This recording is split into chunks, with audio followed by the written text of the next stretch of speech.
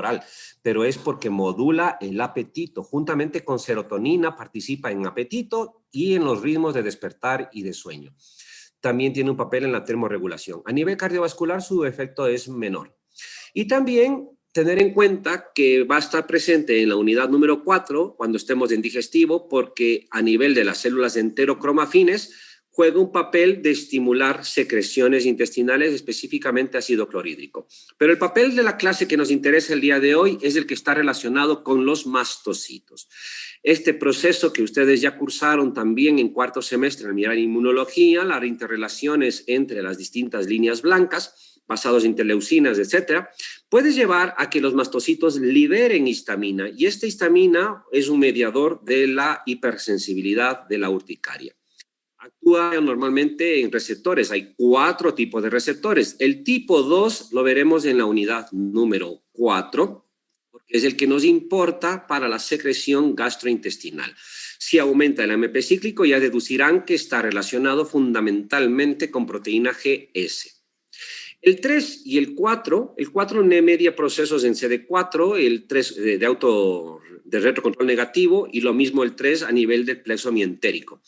Pero el 1, que nos interesa ahora, está presente en músculo liso, en endotelio y en sistema nervioso, y está vinculado con proteína GQ. Este es el que va a provocar las reacciones urticariales. La histamina sabemos entonces que puede provocar a nivel cutáneo, mediar los procesos de vasodilatación, y obviamente la generación de prurito, etc. A nivel central, insisto, tiene justamente regulaciones de los estados de despertar y de sueño. Y netamente es un estimulante. Recuerden que el inhibidor era el GABA. Y por lo tanto, más bien ahora, si tú bloqueas receptor de histamina, vas a tener efecto sedante. Recuerden que cuando estuvimos viendo hipnosedantes y hablamos de ansiedad, ya dijimos que algunos antihistamínicos iban a poder tener este efecto. ¿Ok? Cardiovascularmente, como vasodilata, podría provocar bajadas de la presión diastólica. Sin embargo, esto se compensa por el varorreflejo, que aumenta la frecuencia cardíaca. Por lo tanto, el gasto cardíaco no se altera. Ojo, tener en cuenta que en cuarto semestre, los que fueron mis alumnos, no sé los otros, pero deberían haber topado el tema de shock anafiláctico. Y esto es una reacción mucho más severa, en donde obviamente tenemos caídas muy importantes de la presión arterial y está relacionado con hipersensibilidades. Entre los mediadores de ese shock anafiláctico también va a estar la histamina, pero las alternativas que hoy día vamos a ver, por la severidad del shock anafiláctico, no son la primera intención de tratamiento. Es adrenalina para los que no lo hayan visto en el semestre pasado. Así que fisiológicamente hablando, farmacológicamente, histamina en terapéutica no lo usamos.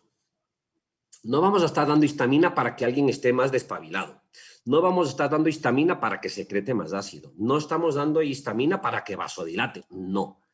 ¿Usamos histamina en el humano? Sí. ¿En qué? Con fines experimentales. Por ejemplo, si yo quiero mirar la utilidad de un corticosteroide tópico en su mecánica desinflamatoria, tengo que primero crear una inflamación local. ¿Cómo la creo? Administrando en un punch subcutáneo histamina. ¿Ok? Sirve entonces con fines experimentales. La histamina en terapéutica como tal, nada.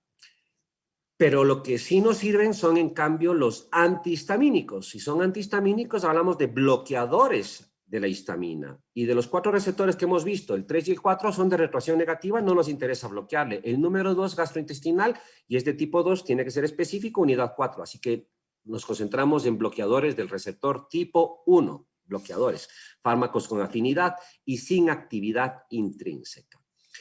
Y no es difícil entenderles. Verán, primero voy a explicar esto por cultura general, no porque vaya a hacer preguntas de los subgrupos químicos, sino para que se den cuenta de cómo existen muchísimos y realmente de cómo tenemos que estudiarles, ¿vale? Esto es un poco para mirar en términos generales. Verán, hay una estructura base. Y las sustituciones en el punto amino, como siempre hemos dicho, van dando los subgrupos. Entonces, claro, químicamente puedes tener derivados de la etanolamina, derivados de la etilendiamina, y te van saliendo fármacos como la difenhidramina, por ejemplo, o puedes tener derivados de la piperacina, derivados alquilamínicos, de la piperidina, de las fenotiacinas. Acuérdense, en el nombre de las fenotiacinas asomaron, por ejemplo, de aquí derivados antipsicóticos. ¿Se acuerdan que algunos de los derivados antipsicóticos tenían efectos antipruriginosos? Bueno, eso va por este lado, ¿no? Porque eran antagonistas de dopamina. Pero a pesar de que existen muchos grupos químicos, terapéuticamente y en farmacología ustedes se van a acostumbrar a diferenciarlos así. No copien, insisto, no copien. Entre fármacos de primera generación y fármacos de segunda generación. Primera generación y segunda generación. ¿En qué se van a diferenciar? Netamente en una condición básica de farmacocinética, que va a ser la penetración a nivel del sistema nervioso central. Los de primera generación tienen mayor penetración en sistema nervioso central. Los de segunda generación tienen menor penetración en sistema nervioso central. Y por lo tanto, esto lleva a efectos que a veces son indeseados, pero que a veces podrían ser deseados. ¿Para qué nos interesa? Sin embargo, nos interesa bloquear periféricamente en vaso sanguíneo, en endotelio y en mastocito al receptor H1. Pero acordarnos entonces que le vamos a diferenciar en los de primera y en los de segunda, y que eso les diferencia por la penetración en sistema nervioso central, por su capacidad de distribución. Hay principios activos aquí que vale la pena ir mencionando. Y antes que copiar, vayan teniéndome en cuenta esto, por ejemplo. Aquí están los subgrupos químicos, ¿ok? Ahí están. Pero esto no importa. Esto no importa. A ver. Por ejemplo, de primera generación, un principio activo que suena mucho en práctica habitual es la clorfeniramina. Esta clorfeniramina, chicos, es la que suele estar muy presente en los productos llamados antigripales o para el resfriado común. Y ustedes no sé si han visto productos que les dice el day flu y el night flu, o sea, uno para el día y otro para la noche. Y uno dice, ¿y por qué? Bueno, cuando uno coge y mira, son combinaciones de dosis fijas que tienen paracetamol y tienen pseudoefedrina, que es un vasoconstrictor de eficacia dudosa cuando está por vía oral y que aumenta la presión arterial en los hipertensos, ¿vale? Pero y entonces, fíjense en que la clorfeniramina es de primera generación, por lo tanto, penetra el sistema nervioso central y por lo tanto puede tener efecto sedante. Y si tienes efecto sedante, te puede dar sueño. Por lo tanto, ya se imaginarán que los llamados producto de resfriado común para el día y para la noche, el de la noche que contiene antihistamínico y el de la mañana no lo contiene, ¿ok? Y esto más es cosa comercial porque ya sabemos que la farmacocinética es diferente, las dosis necesarias no son las suficientes, etc. Otros que en cambio te contienen de una manera, el coricidin que te tomas 4 veces en el día, 3-4 veces en el día, contiene clorfeniramina, ¿no? Y entre las precauciones está, no manejes maquinaria, no manejes en el auto, este tipo de cuestiones, porque te puede dar un poco de somnolencia, ¿ok? Así que tener cuidado siempre con este tipo de productos. Entonces, clorfeniramina es uno que he resaltado. En el siguiente subgrupo químico, uno que ya estudiamos un poco, la hidroxicina, que hay que acordarse muchísimo. Fíjate, primera generación con mayor capacidad sedante. Recuerden que estaba indicado, por ejemplo, en lo que era el trastorno de ansiedad generalizada como una posibilidad. Es el de menor eficacia para la ansiedad. Pero cuando no tienes nada, aunque sea esto en dosis altas, que tienen que ustedes conocerlas. Y también lo van a ver en dermatología. En dermatología también lo van a ver que se utiliza. ¿Por qué? A ver, existen procesos de dermatosis cutánea que son muy pruriginosos. El escabies. O sea, el rascabonito, o sea, es tan desesperante la comezón o eczemas, algunos eczemas, es tan desesperante que el paciente se puede lastimar.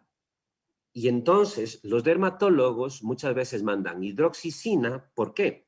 Uno por el efecto antihistamínico, que le va a quitar prurito, pero como tiene más efecto sedante, le va a aliviar esta sensación desesperante de tener que estarse rascando, ¿ok? Entonces, acordarnos de la hidroxicina en este sentido. Sigamos de los principios activos de todos los que hay. El ketotifeno va a asomar mencionado cuando estemos en asma, porque era un antihistamínico que se decía que tiene capacidad de estabilizar membranas y era una opción antigua en los años 80 para el asma, ¿ok? Por acá abajo el que importa es la difenidramina. Esta difenidramina se va a mencionar en varias partes de farmacología. En esta unidad nuevamente asomará como antitusígeno. Claro, penetra sistema nervioso central. Tiene, por lo tanto, efecto sedante y se utiliza muchísimo para disminuir el reflejo de la tos y provocar una sedación en este paciente. Y por lo tanto, asoma mezclado a veces con otros productos. Por ejemplo, habíamos visto en los opioides algunos que eran antitusígenos para el alivio de la tos, pero generalmente en monoterapia, en monofármaco, ¿sí?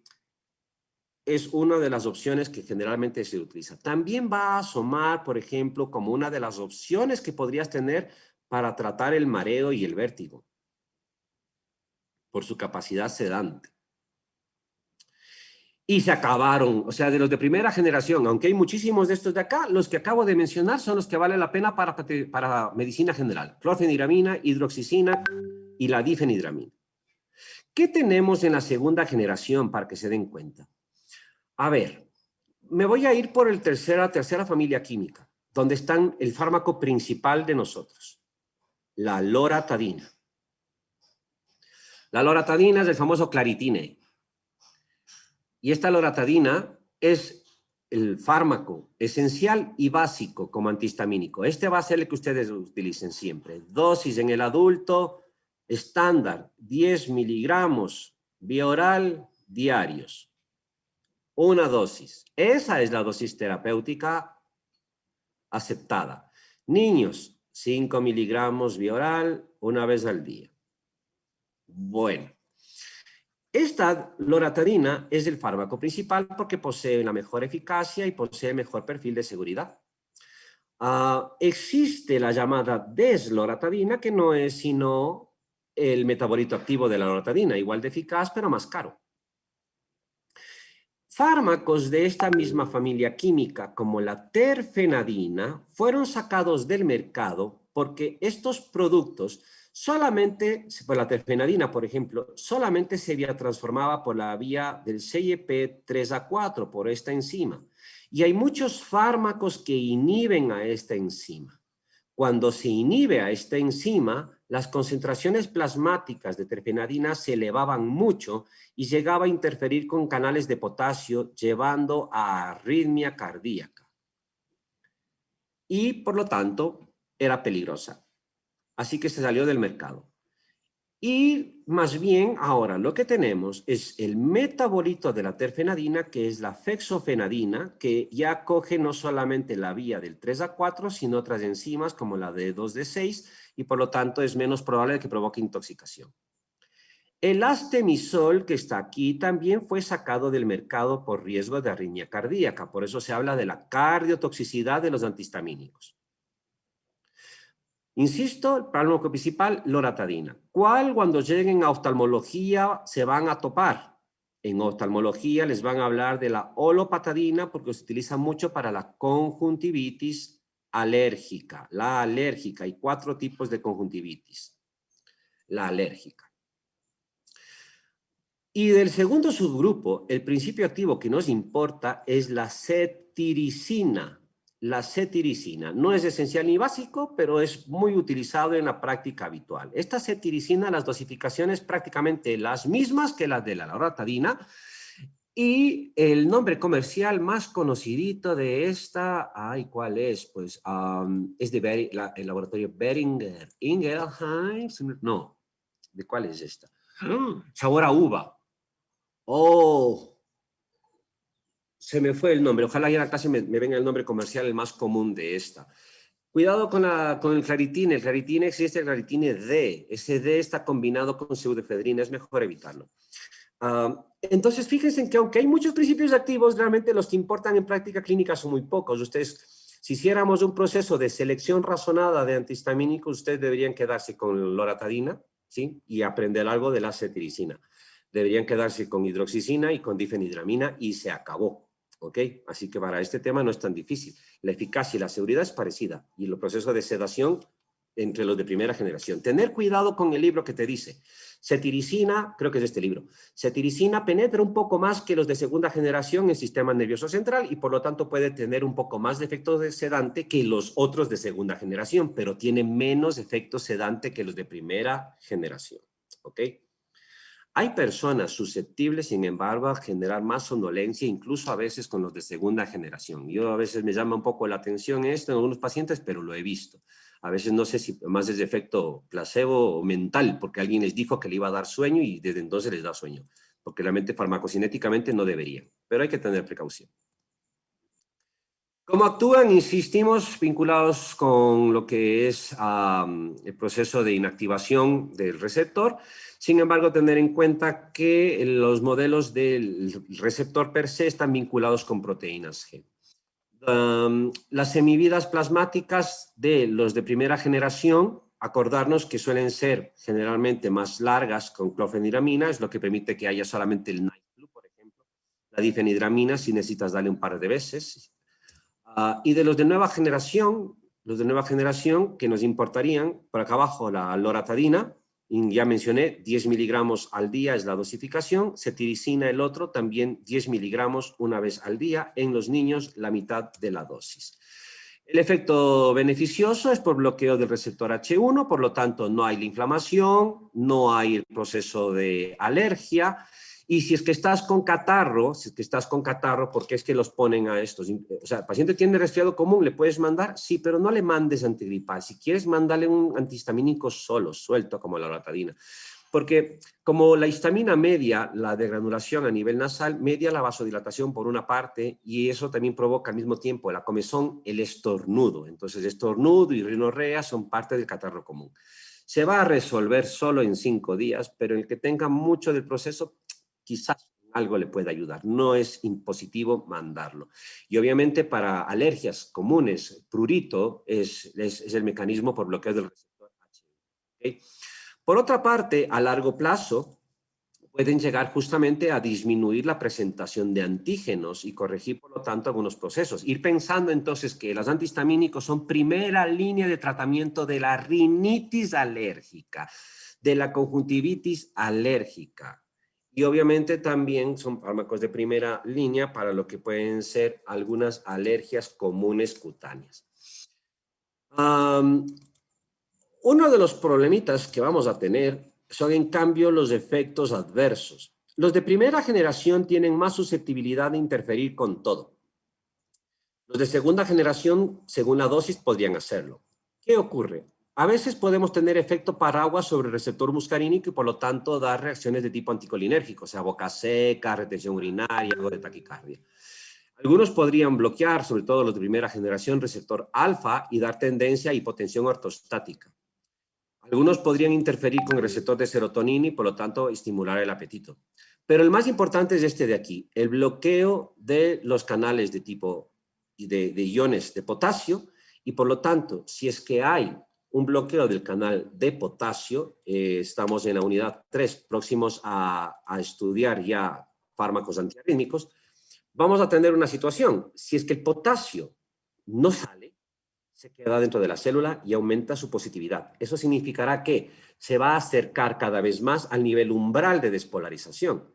Por lo tanto, tenemos mayor tasa de despolarizaciones, pero eso también significa que se va a modificar el periodo refractario absoluto y el relativo. Como hay más positividad, va a crecer el relativo.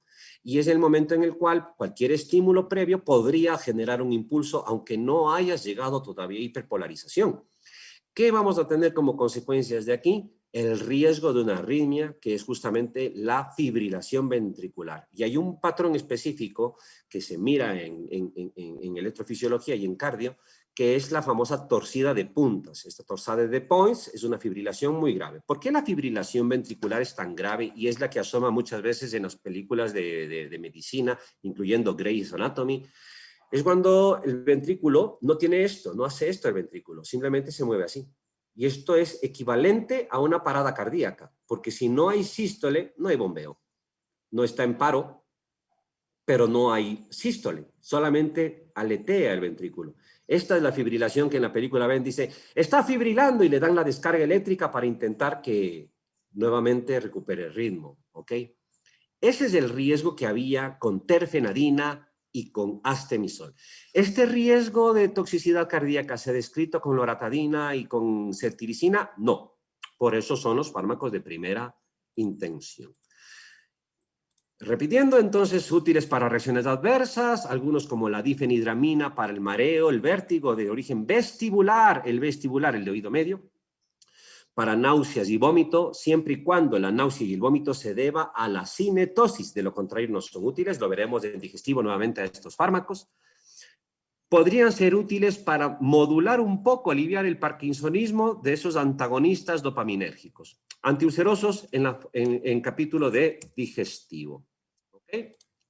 ¿Estamos claros hasta acá? Bien. Y el día de hoy, ¿sí? Estos antihistamínicos, no hay nada más que decir de antihistamínicos, por cierto. ¿Sí? Algunos se quedan así. Los antihistamínicos. Y de una vez hoy día acabo de matar lo que empecé a asesinar el otro día, ¿vale? El otro día estábamos hablando que en esta unidad también hay que mencionar a productos para el resfriado común, que he comenzado a hacerlo, y que aquí vamos a acabar de matarles.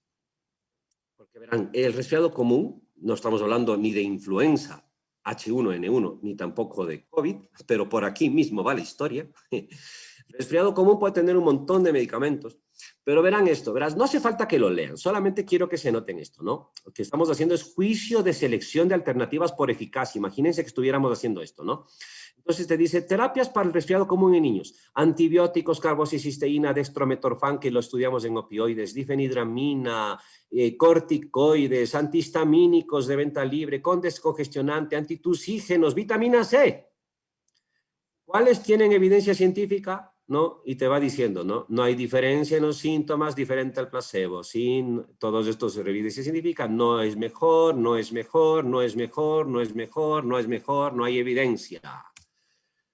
Luego te dicen adultos, antibióticos, antihistamínicos, codeína, vitamina C, irrigación nasal. No hay diferencia con el placebo, no mejor que el placebo, no es mejor que el placebo, no es mejor que el placebo, no es mejor que el placebo. Ya está. ¿Hay algo que sirva para el resfriado común por evidencia científica? No hay. No es mi culpa. Ahí se acaba la clase, hombre. ¿Sí? ¿Que existan en el mercado? Sí. ¿Quieres mandarle algo a tu familia, a tu paciente? Claro, que esté acostadito, abrigadito, porque los virus del resfriado común son termolábiles, los del resfriado común, ¿ok? Rinovirus, los antiguos coronavirus y los adenovirus, son termolábiles. Por eso la limonada caliente por el calor y por el líquido, porque caliente la vitamina C se hace pedazos. Es por esto. ¿La Coca-Cola caliente? Sí, por el calor y porque el dulce tiene efecto antitusígeno porque estimula el receptor opioide, el dulce. Entonces, así como le puedes mandar un jarabe antitusígeno, le puedes coger al niño, yo lo hice con mi hijo, ¿sí? Era chiquitito, tenía una tos de puta a la medianoche y no iba a salir a la farmacia a buscar ninguna pendejada, así que cogí una gran cuchara de sopa de mermelada de fresa, se acabó la tos. ¿Por qué? Porque el dulce estimula el receptor opioide. Por eso los jarabes para la tos de los niños suelen ser dulces. Y no hay nada peor que un jarabe para la tos de los niños que no sea dulce, sino ácido. Eso es horrible, ¿sí? Llora más. ¿Dónde estaba? Se me perdí. A ver. Compartir pantalla. Acá, ya. Entonces, no hay evidencia científica. Y después vienen esto de los antitusígenos que he estado mencionando, que hay de acción central porque te bloquean el reflejo de la tos a nivel del bulbo o de acción periférica. Y ya les hemos visto, narcóticos, o sea, opioides, codeína, hidrocodona. ¿Para cuál tos? La tos seca persistente y posiblemente la asociada a ventilador, por ejemplo, o en otros pacientes que tengan otras condiciones clínicas. No narcóticos retirados del mercado, ¿no? El flobutinol por riesgo cardíaco. Dextrometorfán todavía existe, le vimos también antes. Es un opioide, pero de menos penetración. Antihistamínicos, difenidramina. Y periféricos, anestésicos locales. La tetracaína, que les mencionaba que suele estar presente en estas mevocaínas, en estos decatilenos fortes, etc. Y algunos broncodilatadores que ya no se utilizan tampoco. La efedrina usan los veterinarios para las vacas. Y claro, luego están los mucolíticos. Los mucolíticos, no me voy a demorar en esto tampoco, ¿sí? Lo que hacen es romper los polímeros de la mucina, ¿ok? Que forma el moco. Generalmente lo más importante cuando están en pediatría les va a decir que es el capotaje por el efecto que hay en los bronquios del famoso efecto que se llama de la salsa de tomate. Cuando tienes salsa de tomate y se queda pegada en las paredes, ¿qué haces? Le golpeas, ¿no es cierto?, para que salga. Bueno, en esto se basa el capotaje que en pediatría les van a enseñar que en los niñitos que no tienen todavía reflejo suficiente o capacidad como el adulto de estar forzando la tos para generar una expectoración, tienes que ponerlos boca abajo, la mano en cucharita y le vas golpeando la espalda de arriba, o sea, de la base hacia, de caudal a craneal, pero acostado. ¿Para qué? Para ayudarle a botar secreciones. Es lo mismo que hacen los terapistas respiratorios. Eso lo van a ver en pediatría, por ejemplo. ¿Ok? Pero el mejor fluidificante, el principal fluidificante de secreciones es el agua. Por eso la importancia de la hidratación. En el resfriado te sube la temperatura y tú pierdes líquidos. Fisiología respiratoria, ojo, pierdes líquidos por evaporación. ¿Ok? Normalmente también. Entonces, esto es un condicionante. Pero entonces, luego cuando miramos los distintos fármacos, verán, hay muchísimos, ¿no? Solución salina, acetilcisteína, de los expectorantes, guaifenesina, irán a ver que tiene el Notusin, ¿no? También contiene guayacolato de glicerilo, que es la guaifenesina, ambroxol, bromexina, todos estos, verán, esto me lo voy a pasar así. Mecanismos putativos de acción, ¿sí? Muchos mucolíticos, muchos expectorantes. ¿Sí estoy compartiendo la pantalla o está desconectada que no me sale? Con razón, espérate un rato. Es que no les veo. Ahora sí. Estábamos aquí, ¿no es cierto? Y les decía, verán, hay muchísimos mucolíticos, que propilenglicol, que la cisticerina, que ya vimos que más bien es para la intoxicación por paracetamol. De expectorantes, la guaifenesina, les decía yo a ustedes, que también se llama guayacolato de glicerilo, irán a leer que contienen los distintos notusines, ¿no? Bromexina, ambroxol, por ejemplo, el bisolbón. Y esto de mecanismos putativos, ¿no? Siempre es putativo, parece que podría ser esto, parece que podría ser lo otro, muchos mucolíticos, montones verán que existen, muchísimos expectorantes, ¿vale? Muchísimos péptidos mucolíticos y enzimas, podríamos no acabar nunca farmacología en todo el semestre, insisto, potenciales mecanismos de acción, ¿no es cierto? Y cuando uno va mirando todo esto, eso que me pasé rapidísimo, decía que no hay evidencia científica, y a la larga caes en esto, ¿no? Ineficaces e inseguros. No sirven, no sirven. De los mucolíticos, solamente para ambroxol hay una revisión sistemática en pacientes que tienen enfisema pulmonar, que es una enfermedad obstructiva crónica del flujo aéreo, y que después de estar tomando 6 meses se ha visto que logran reducir el ingreso hospitalario por sobreinfección de secreciones acumuladas. Imagínate. ¿Sí? 6 meses tendré que darle. Para el resfriado común, para esas cosas, ¿hay evidencia científica? No, eso no vale. ¿Ok? No sirve de nada. Y entonces te da lo mismo coger. Mi profesor hizo una bestialidad en el posgrado. Había un visitador médico que hablaba de esto. Y él dijo, vamos a hacer un experimento. ¿sí? Entonces quedó con el expectorante y cogió un vaso de Coca-Cola. Y puso un pedazo de esas carnes que nos daban los días jueves, que eran casi así como ya la sobra, las horas de zapato, esas duras de hospital. ¿sí? Un pedazo en el frasco del mucolítico y un frasco en el de la Coca-Cola. Y al final de 3, 4 días estaba más disuelto el pedazo en Coca-Cola que en el otro, ¿no? O sea a la larga, ¿no? O sea, mira, o sea, no vale. No hay evidencia, no tienes que estarlo utilizando realmente. Y por eso es triste cuando miras que llegan recetas de pacientes de atención primaria que por un resfriado común tienen Un montón de fármacos ahí cargados, un montón, cuando la verdad son cuidados simples y básicos. Y entonces tal vez ahí uno empieza a entender más, hombre, es el mismo coronavirus, pues. O sea, ¿qué? Estar bien hidratado, bien alimentado, descansando, aislado y obviamente ¿con qué? Con paracetamol. ¿Sí? Y es que todas las otras recetas mágicas poco no van. No se diga en el resfriado común. ¿Quieres mandar un antihistamínico porque está con catarro? Coronavirus no tiene. ¿Tiene catarro? Bueno, mándalo, pero monoterapia. ¿Quieres mandar un descongestionante? Bueno, pero también preferentemente de forma tópica, pseudoefedrina tópica, por spray. ¿Por qué? Porque esa va a ser vasoconstricción local. Porque si la tomas por oral, el fármaco no es inteligente, te va a aumentar la presión arterial, por ejemplo. Pero ¿qué pasa con la tópica? Hace reacción adversa de tipo E, de retirada. Pasa el fármaco y hay vasodilatación refleja, más congestión, y vuelvas nuevamente a caer en este círculo vicioso. Sequedad nasal, luego epistaxis por ruptura. Así que nada, ya está, mucolíticos, expectorantes, antitusígenos y antihistamínicos. ¿Alguna pregunta? Y no es culpa mía, fármaco es así.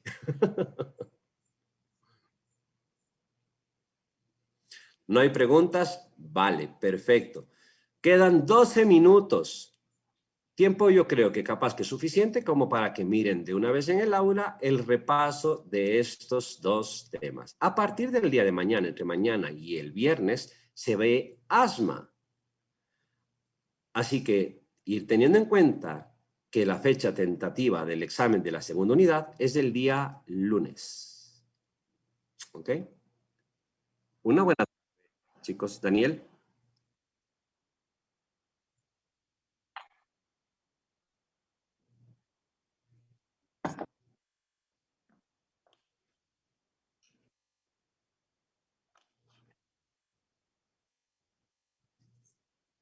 Podría ser el miércoles, seguramente. Así es.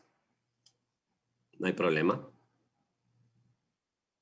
No hay problema. Pero ustedes están ocupados el lunes en la noche, no en la mañana.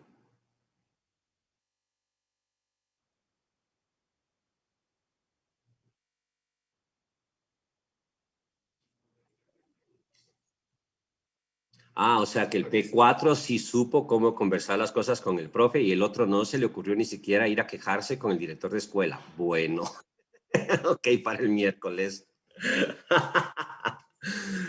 Ya chicos, les veo el día de mañana en clases, el horario de las 4 de la tarde, me imagino, ¿no, Daniel? ¿Sí? Ok, les confirmo, pero seguramente quedaremos con ese horario, ¿vale? Gracias, Doc. Chao, chicos. Gracias. No grabé el día de hoy la clase, ahí está, es culpa de ustedes. Esperen, no se vayan, tiene que dar un registro de que algo pasó, ¿ok? Entonces, para que quede grabado, Daniel, ¿puedes confirmar que durante los últimos 50 minutos estuvimos en clase, por favor? ¿Qué temas vimos?